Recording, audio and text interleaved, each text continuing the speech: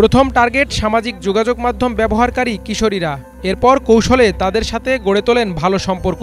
এক পর্যায়ে উচ্চ বেতনের চাকরি আর উন্নত জীবনের প্রলোভন দেখিয়ে পাচার করা হয় চীনে। এমন অভিযোগে এক চীনা নাগরিকসহ পাচারকারী চক্রের 2 সদস্যকে আটক করেছে পুলিশ। এ সময় 5 ভুক্তভোগী পাহাড়ি কিশোরীকে উদ্ধার করা হয়।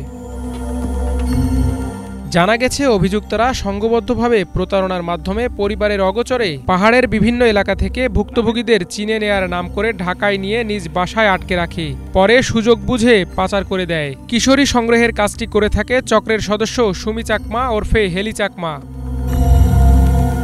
খাগড়াছড়ির পানছড়ি উপজেলার 2 কিশোরী নিখোঁজের খবরের প্রেক্ষিতে পুলিশ অনুসন্ধানে নামে। পরে ঢাকার উত্তরার একটি অভিজাত ফ্ল্যাট থেকে 5 ভুক্তভোগীকে উদ্ধার করা হয়। এ সময় চীনা নাগরিক জিও সুই হুইকে গ্রেপ্তার করে পুলিশ। ফ্ল্যাটটিতে ওই চীনা নাগরিক ও হেলি চাকমা স্বামী স্ত্রীর পরিচয় দিয়ে থাকতেন।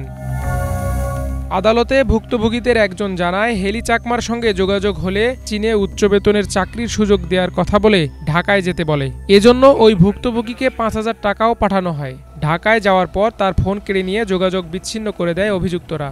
শনিবারে হচ্ছে যে সকালবেলা 10:30টার দিকে আমার এক বোন হচ্ছে মেজো বোন, উনি আমাকে টেক্সট করে বলে কি, দিদি ছোটকে তো আমরা পাচ্ছি না, অনেক হচ্ছে যে খোঁজাখুঁজি করতেছি, আর হচ্ছে টেক্সটও করছি, অনেক কিছু কল দিছি, কোনো রেসপন্স করতেছে না। পরের রবিবারে হচ্ছে যে উনি 9:30টার দিকে আমার বোন আরেকটা আইডি থেকে আমাকে হচ্ছে টেক্সট করে, দিদি আমি হচ্ছে ঢাকায় চলে আসছি আমার এক বান্ধবীর সাথে, এখন হচ্ছে কি আমি এখান থেকে চলে আসতে চাই, আমি অনেক মিস করতেছি তোমাদেরকে, এখন হচ্ছে যে আমাকে নাকি এরকম করে নিয়ে যাবে। আমাকে প্রথমে বলছে যে হচ্ছে যে ওনারা আইফোন কিনে দিবে বা হচ্ছে যে বিভিন্ন ধরনের পোশাক অনেক কিছু কিনে দিবে, আর হচ্ছে আমার ফ্যামিলিকে অনেক কিছু দিবে করে আমাদেরকে এই প্রলোভন দেখে নেওয়া হয়ে গেছে। রোববার রাতে রাজধানীর উত্তরার 12 নম্বর সেক্টরের একটি ভাড়া বাসা থেকে অভিযান চালিয়ে পাচার চক্রের মূল হোতা হেলি চাকমাকে গ্রেপ্তার করে পুলিশ।